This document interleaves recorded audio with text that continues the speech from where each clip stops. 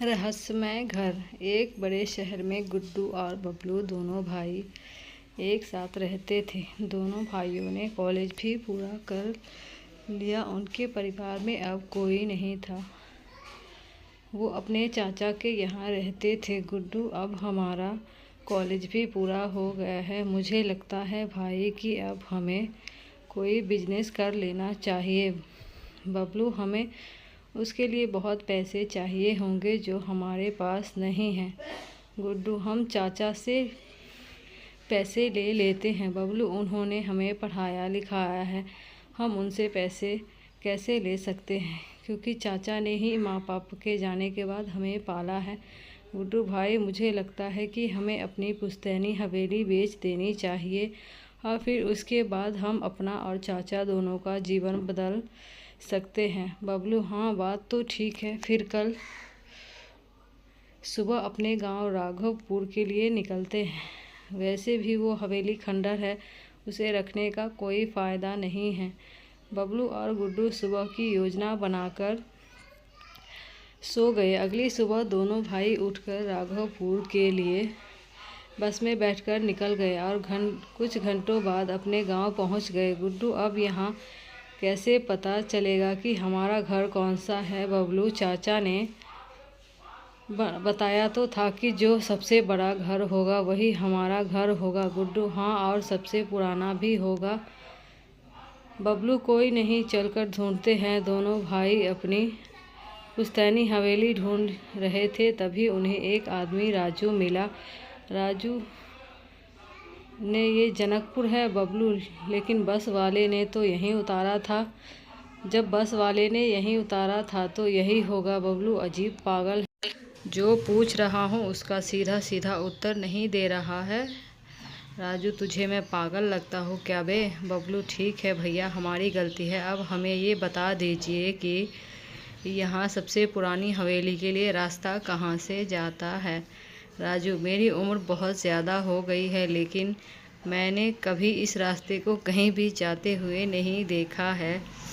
शायद जाना तुमको ही पड़ेगा। बबलू, ठीक है भाई, तुम हमें माफ़ कर दो, हम खुद चले जाएंगे। ठीक है राजू, मेरी मर्जी, मैं तुम्हें माफ़ करूँ या नहीं। बबलू, अजीब आदमी है यार। गुड्डू, चलो भाई चलते हैं, इसके सच में ही स्क्रू ढीले हैं। राजू अकेले ही खड़े होकर हंसने लगा। गुड्डू और बबलू दोनों पुरानी पुश्तैनी हवेली को ढूंढने के लिए आगे बढ़ गए। दोनों राघवपुर की गलियों में इधर से उधर देख रहे थे, तभी उन्हें एक बड़ी सी हवेली दिखाई दी जो अब खंडहर बनने लगी थी।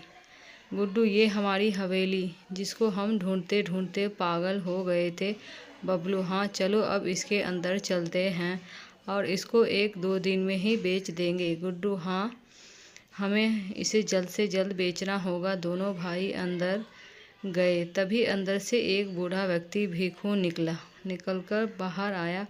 भीखू, कौन है? इस खंडहर में आज कौन आया है? बबलू, काका, आप कौन हैं? हम इस घर के मालिक हैं। लेकिन आप कौन हैं? भीखू, इस घर के मकान मालिक। अरे कम से कम मुझसे झूठ मत बोलिए, तुम्हें क्या चाहिए मुझे ऐसे ही बता दीजिए। बबलू, काका, आप भी कमाल करते हो। जब आपको बता दिया कि हम इस घर के मालिक हैं, फिर भी आप बेवजह हमारा समय ख़राब कर रहे हैं। गुड्डू और काका, जवाब आपको देना चाहिए, क्योंकि आप हमारे घर में रह रहे हो। हम इस हवेली के वारिस हैं। गुड्डू और बबलू, भीखू, ठीक है बच्चों, अगर तुम इस हवेली के वारिस हो मैं मान लेता हूँ, लेकिन मैं इस घर की रखवाली करता आ रहा हूँ। बबलू, ठीक है काका, आप हमारे परिवार के बारे में कुछ जानते हो क्या? भीखू, मैंने इस घर के मालिकों की सेवा की है, लेकिन मैं तुमको तभी कुछ बता पाऊँगा जब तुम परीक्षा में सफल हो जाओगे। बबलू, कैसी परीक्षा? भीखू, इस घर के मालिक ने एक पुश्तैनी कुल्हाड़ी इस हवेली में गाड़ दी थी। तुम्हें उस कुल्हाड़ी को क्यों उखाड़ेंगे? भीखू, क्योंकि अगर तुम उस कुल्हाड़ी को उखाड़ पाए तो ये साबित हो जाएगा कि तुम इस घर के असली वारिस हो। समझे? बबलू, नहीं, आप कैसी बातें कर रहे हैं? कुल्हाड़ी की उसी से हमारे बारे में पता चलेगा। भीखू, हाँ, अगर तुमने उसको उखाड़ दिया तो मैं मान जाऊंगा कि ये घर तुम्हारा ही है, क्योंकि इतने वर्षों से यहाँ अनेक दावेदार आ चुके हैं, लेकिन उस कुल्हाड़ी को कोई भी नहीं उखाड़ पाया है। बबलू, ये कैसी परीक्षा है? ये मेरे लिए अजीब है। भीखू, मैं तुम्हें तुम्हारे माँ बाप के बारे में भी बताऊंगा। बबलू, हमारे माँ बाप का देहांत हो चुका है। इसके अलावा कुछ और भी रहस्य है?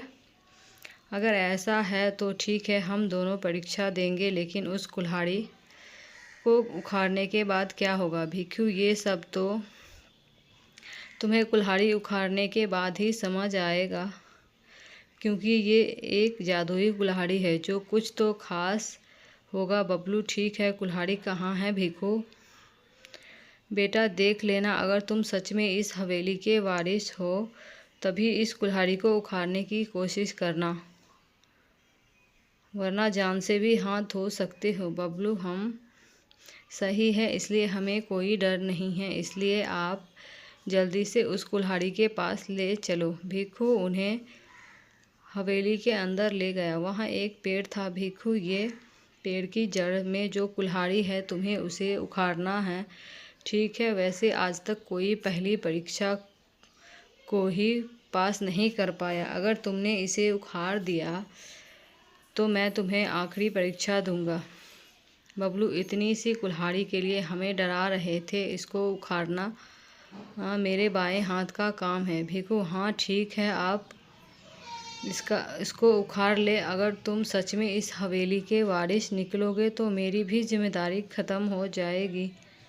बबलू, हाँ ठीक है, मैं इसे अभी उखाड़ता हूँ और आपको जल्दी ही जिम्मेदारी से मुक्त कर दूँगा। बबलू ने कुल्हाड़ी को पकड़ा, लेकिन उसे वो हिला भी नहीं पाया। भीखू, क्यों? तुम भी झूठे हो, तुम भी माया के लालची निकले और मेरा दिल फिर से तोड़ दिया। मुझे वर्षों का इंतज़ार है। बबलू, आप हमारा विश्वास कीजिए, ये घर हमारा ही है। भीखू, तुम असफल हो चुके हो। गुड्डू, रुकिए, अभी मैंने कोशिश नहीं की। भीखू, ठीक है, तुम भी कोशिश कर लो, और अब कोशिश करके थक जाओ हो तो यहाँ से चुपचाप चले जाना, वरना मैं तुम्हारा भी वही हाल करूँगा जो मैंने बाकी सबका किया है। गुड्डू, उसकी ज़रूरत नहीं पड़ेगी। गुड्डू ने भी कोशिश की, लेकिन कुल्हाड़ी इस बार भी नहीं हिली। भीखू निराशा देकर पीछे मुड़कर वापस अपनी टूटी खाट पर जाने लगा। गुड्डू और बबलू ने एक साथ कुल्हाड़ी को पकड़ा तो इस बार चमत्कार हो गया, क्योंकि इस बार बिना किसी मेहनत के कुल्हाड़ी हाथ में आ गई। अचानक से एक बहुत तेज़ आवाज़ आई। भीखू ने आश्चर्य से पीछे मुड़कर देखा। भीखू, तुम वापस आ गए। आज मैं बहुत खुश हूँ, क्योंकि आज इस घर का में भी फूल खिल गए। मैंने इसे इतने वर्षों से बंजर ही देखा है। मेरी आँखें तरस गई थी। बबलू, वो सब तो ठीक है, अब आपको विश्वास हो गया, लेकिन अब इस कुल्हाड़ी का क्या करना है? भीखू, इस कुल्हाड़ी से तुम्हारे माँ पापा की मुक्ति ही होगी। बबलू, हमारे माँ पापा तो इस दुनिया में नहीं हैं। भीखू, अभी तुम दूसरी परीक्षा भूल रहे हो। अब तुम्हें इस पेड़ को जड़ को काटना होगा। बबलू, बाबा, ये पेड़ काटकर हमारे ऊपर गिर जाएगा। आप क्यों हमारा पागल बना रहे हो? इससे यह साबित हो गया कि ये हवेली हमारी है। अब आप यहाँ से जाइए। भीखू, मेरे यहाँ से बाहर निकलते ही तुम जीवित नहीं रह पाओगे। गुड्डू, हाँ, बहुत हो गया, अब हमें डराने की कोशिश मत कीजिए। भीखू, तुम्हें अपने माँ पापा का सच जानना है कि नहीं? पहले तुम्हें पेड़ की जड़ काटनी होगी। गुड्डू ने कुल्हाड़ी हाथ में लेकर पेड़ की जड़ काटनी शुरू कर दी, लेकिन पेड़ की जड़ पत्थर के समान थी, वो कट ही नहीं पा रही थी।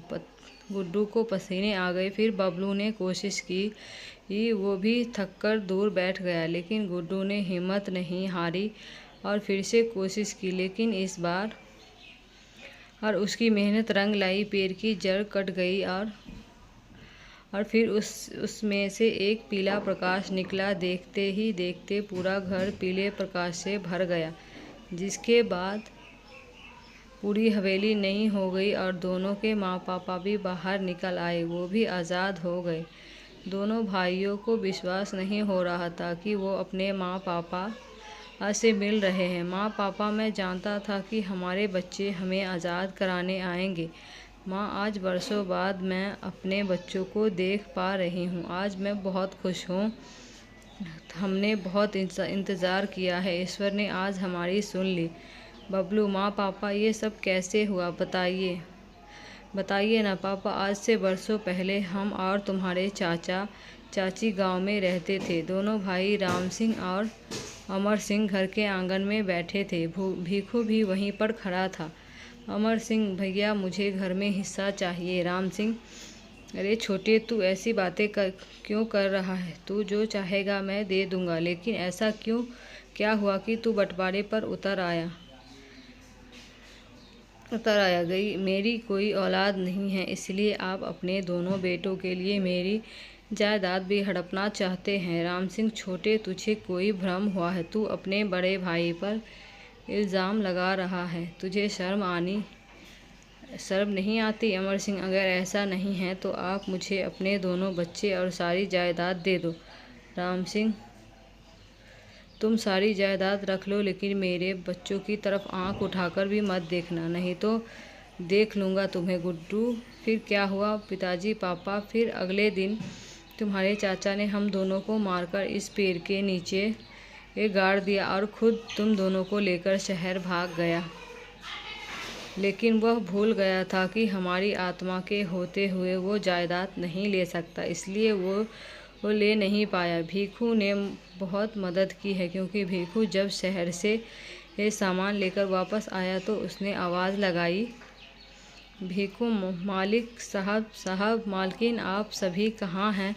आज मुझे बच्चे भी नहीं दिख रहे हैं। तभी राम सिंह की आत्मा ने आवाज़ लगाई और भीखू को सारी बात बताई। भीखू बहुत रोया। भीखू, मालिक साहब, अब मैं यहाँ रहकर क्या करूँगा? मैं भी जा रहा हूँ।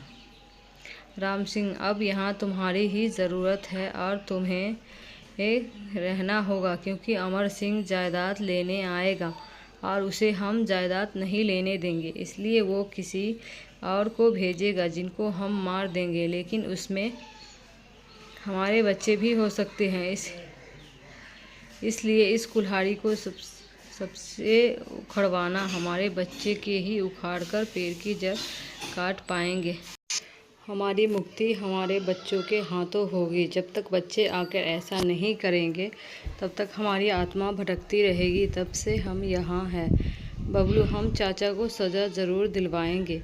सभी की आंखों में आंसू थे। गुड्डू और बबलू के माता पिता की आत्मा को शांति मिल गई। उनके चाचा को सज़ा हो गई और दोनों बच्चे भीखू के साथ गांव में रहने लगे।